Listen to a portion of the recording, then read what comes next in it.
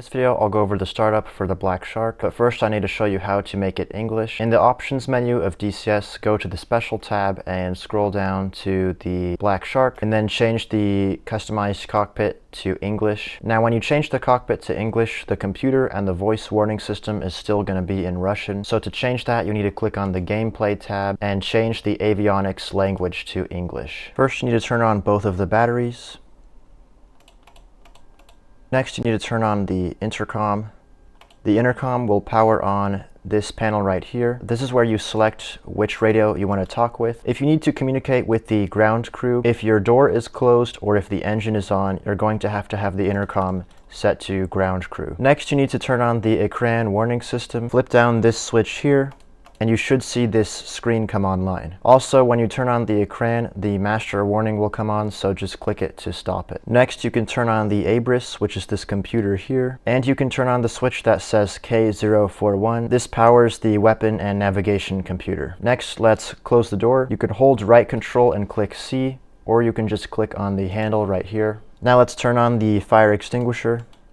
Next, we need to turn on the APU, or the auxiliary power unit. The APU is a small engine in the back of the helicopter that creates air, which we need to start our main engines. Open the fuel valve for the APU, turn on the 2 fuel boost pumps, and you can also turn on the fuel gauge. On the engine starting panel, make sure the switch is set to the middle for APU, and make sure this switch is set to start, and then click the start button, and after a couple seconds, you should see the RPM go up for the APU. Once this green light comes on, it means your APU is ready.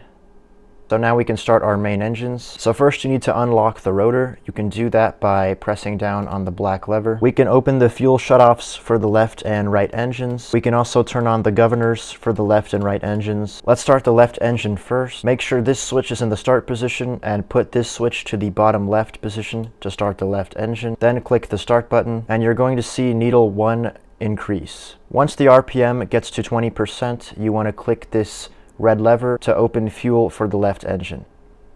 Now it's at 20%, I'm going to click the red lever, and at that point you just want to wait for the left engine to start up. It should go up to around 60%, and when the engine is done starting, you should see this light go out. Now that the light's out, we can start the right engine, so put the switch to the bottom right position, click start, wait for needle 2 to get to 20% RPM. Once it hits 20%, click the red lever, and then wait for engine 2 to start. Now that both of the engines are started, you can turn off the APU, and you can also shut off fuel to the APU. Now we need to set our engine speed to automatic mode. So the way you do that is by clicking page up on your keyboard 2 times, and you should see these yellow levers move up twice.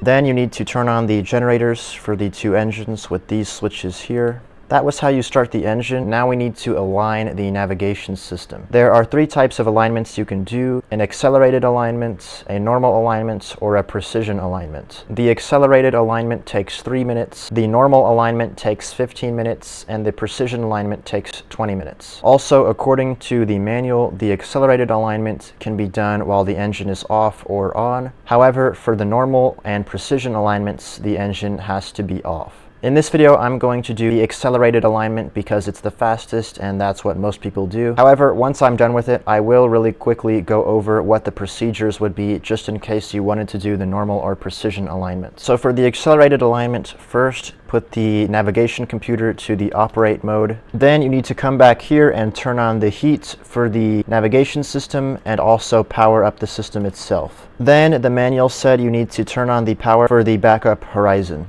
I'm not sure why you need that for the INS alignment, but the manual said you need to have it on. So once you power those 3 switches on, you should see this message on the bottom of your HUD. That means the INS is currently aligning. So after about 3 minutes, this message should go away, and that means your INS has finished aligning. Now normally, while it's aligning, I would be starting up other systems, but in this video, for demonstration purposes, I'm going to let it finish aligning first. So now the INS has finished aligning, and as you can see, that message has gone away. At this point, the alignment is finished. The only thing you need to do left is a heading correction. Even though the navigation system is aligned, the HSI will still have an incorrect heading by default, so you can correct it using this switch here. First, you need to dial in the magnetic declination of your current position. However, if you're doing a cold start, it should be dialed in correctly by default, so you shouldn't need to mess with this. By the way, if you ever need to find your current magnetic declination, you can zoom out on the F10 map and move the compass rose, and you can see the magnetic declination right here. However, like I mentioned, in the Ka-50, this should be dialed in by default. Then what you need to do is set this switch up to the magnetic position, and when I do that, you should see the HSI move.